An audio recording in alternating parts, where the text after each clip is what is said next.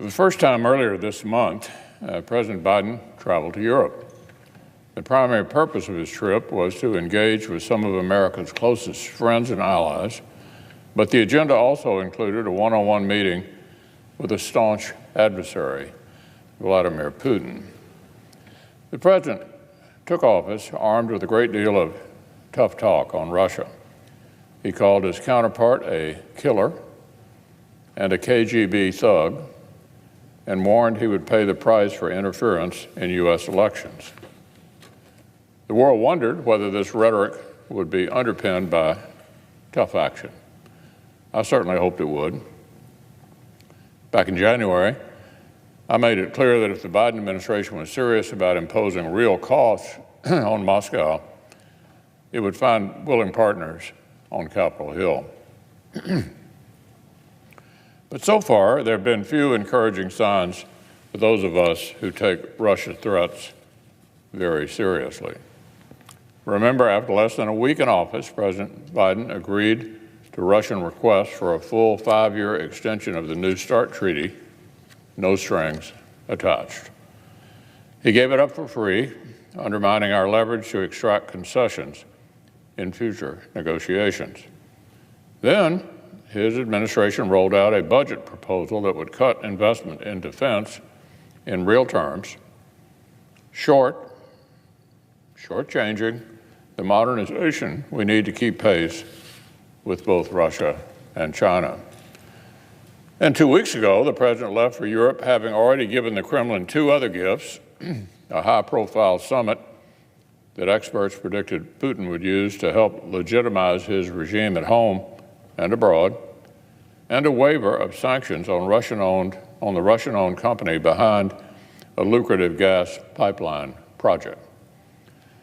So, Madam President, I repeat for President Biden the same warning I offered to the previous administration: the Kremlin is not our friend, and it's high time our actions started reflecting that. Back home, of course, the Biden administration has proven it knows perfectly well how to crack down on energy pipeline projects when it wants to. In fact, on the day he left for Europe, the firm behind the Keystone XL pipeline project announced that the president's revocation of its construction permit would be fatal. That's the end of it. What a striking image. The President of the United States heads overseas and meets with a major adversary whom he has just handed a major geopolitical win. And here at home, the last nail goes in the coffin of the job-killing crusade against reliable North American energy that he said on day one was a priority. It's a tale of 2 pipelines: the decisive projection of thousands of American jobs here at home, and the empowerment of America's adversaries abroad. And it's only the latest sign that the Biden administration's strategic priorities are simply out of order.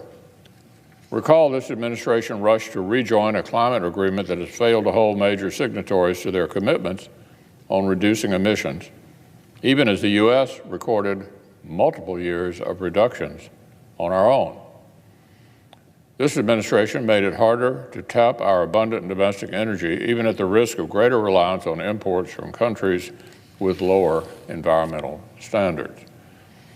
And of course, they proposed to squander years of accumulating economic pressure on Iran in exchange for no meaningful concessions on its nuclear ambitions or regional aggression.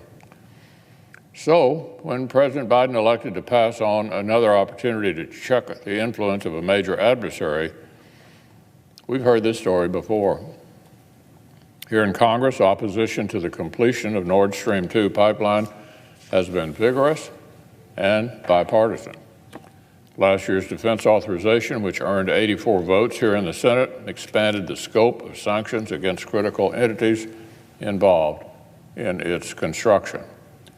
We're talking about a project that would give Putin a new artery of influence in Western Europe and rob Ukraine of critical leverage over the way Russian energy currently flows throughout the region. But apparently the Biden administration's own opposition to the project was just rhetorical. When the chips were down, the president used a waiver to avoid having to place sanctions on the biggest company behind the project and its CEO, a Putin crony. According to reports, his decision even overruled the objections of senior diplomats and the concerns of his very own Secretary of State. Oddly enough, the administration's decision to snuff out union jobs in the energy sector here at home didn't seem to prompt as vigorous an internal debate. In fact, President Biden's executive action to kill Keystone XL has been followed by a steady stream of radical proposals that illustrate just how deep his administration is in thrall to the environmental fringe. Under the guise of infrastructure, they pitched trillions of dollars in federal spending, aligned so closely with most liberal interests in Congress that the authors of the Green New Deal boasted President Biden's agenda had their manifesto's DNA all over it. Unprecedented spending on electric vehicles, huge increases in funds for transit projects that disproportionately benefit blue states on the coast, and plans to pick winners and losers in the market for affordable, reliable American energy. So, Madam President, American workers know what a thriving energy sector looks like. It's exactly what Republicans spent 4 years working to encourage here at home. As a matter of fact, if you hit pause on Washington Democrats' radical climate rhetoric, you'll notice that smart energy policy isn't limited by political stripe. For years, the Liberal government up in Canada has recognized pipelines as a safe and efficient way to connect people with affordable, reliable energy and grow what is already the largest sector of U.S.-Canada trade. So it was hardly surprising to hear one Canadian official greet President Biden's decision to sink the Keystone XL pipeline as, quote, an insult. Or to read that the Canadian firm behind the project is now pursuing legal action to recoup its investment.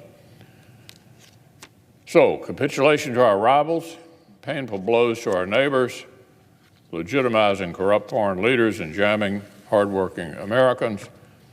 Whatever his motives, and despite his own rhetoric, the consequences of President Biden's actions are already clear. It's not too late to impose real costs on Russia's pipeline windfall and provide serious, lethal support to Ukraine and other vulnerable states on the front lines of Putin's aggression. It's not too late to get serious about the defense investment that bipartisan assessments say that we need in order to compete with China and Russia. It's not too late to recommit to bipartisanship on infrastructure and on energy and show radical climate activists the door. I hope the Biden administration changes courses sometime soon.